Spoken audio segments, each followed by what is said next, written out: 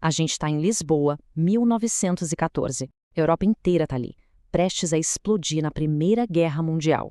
Mas, para um soldado português, um cara chamado Lapas de Gusmão, a guerra dele não vai ser nas trincheiras da França, não.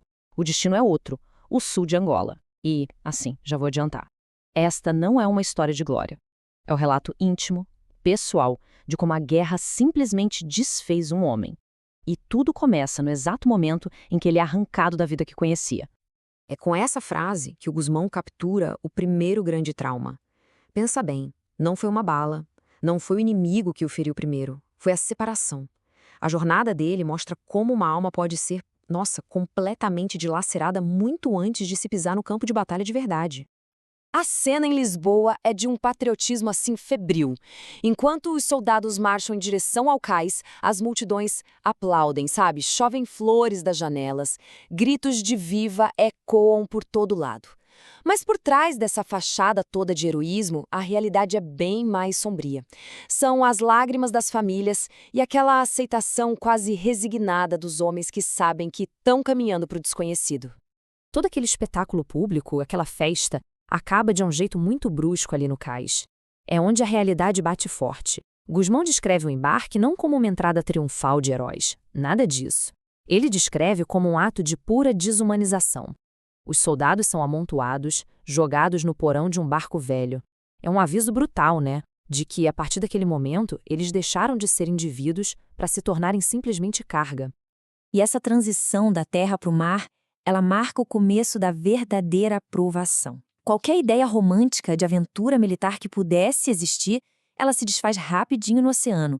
A viagem em si se torna o primeiro campo de batalha. Só que o inimigo aqui não é humano, são as próprias condições da travessia. O Gusmão não mede as palavras. Para ele, o navio não era só desconfortável, era um inferno flutuante. Um ambiente que parecia projetado para quebrar o espírito daqueles homens antes mesmo de eles chegarem ao destino final. Era um efeito em cascata, uma miséria puxando a outra. A superlotação criava sujeira. A sujeira e o balanço do navio causavam um enjoo. E as tempestades, claro, pioravam tudo. No meio desse caos todo, os homens perdiam seus nomes, suas identidades. Viravam só uma massa anônima, sofrendo junto. Essa descrição ela é brilhante de tão horrível.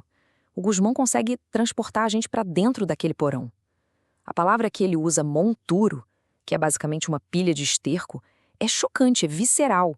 É para a gente tentar imaginar centenas de homens espremidos no meio do próprio vômito da sujeira, num calor que sufocava. É a imagem da perda total da dignidade. Depois daquela viagem infernal, eles finalmente chegam em Angola. Mas em vez de um campo de batalha, como a gente imagina, eles encontram um mundo completamente estranho, alienígena. A guerra que eles esperavam lutar contra soldados alemães ou combatentes locais logo fica em segundo plano, porque surge um adversário muito mais implacável. Essa pergunta é interessante porque ela desafia nossas expectativas. Numa guerra, a gente espera que o inimigo seja outro exército, certo? Mas para o Gusmão, a resposta era muito mais básica e, de certa forma, até mais aterrorizante. E aqui está a grande revelação. Para Gusmão, a luta principal não era contra pessoas, mas contra a própria natureza.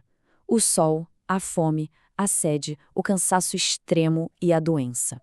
Esses eram os inimigos de todo dia. Uma força invisível que desgastava os soldados de um jeito que nenhuma batalha conseguiria.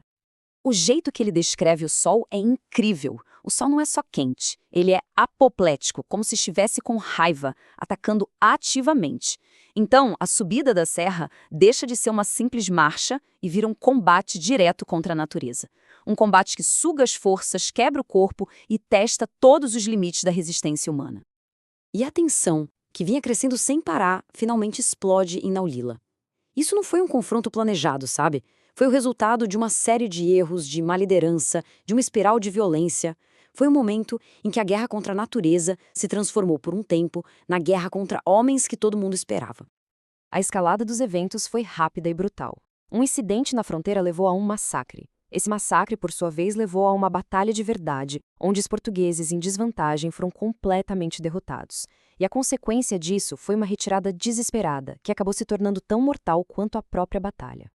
A descrição da retirada é devastadora. A guerra se dissolve numa luta de cada um por si pela sobrevivência. O exército se desfaz, homens exaustos simplesmente caem no caminho, abandonados à própria sorte, para morrer de cansaço ou serem mortos por locais que se rebelaram. E essa indiferença que o Guzmão menciona é a prova final de que o espírito humano ali já tinha sido quebrado. Mas a guerra, para o Guzmão, não foi só uma série de eventos externos. Foi um processo profundo, uma transformação psicológica. A pessoa que ele era antes simplesmente não conseguiria sobreviver a essas experiências. Algo novo e muito mais duro precisava nascer de dentro para fora. Essa definição de autômato é o ponto central da transformação dele. Guzmão sentiu que perdeu sua agência, seu livre-arbítrio.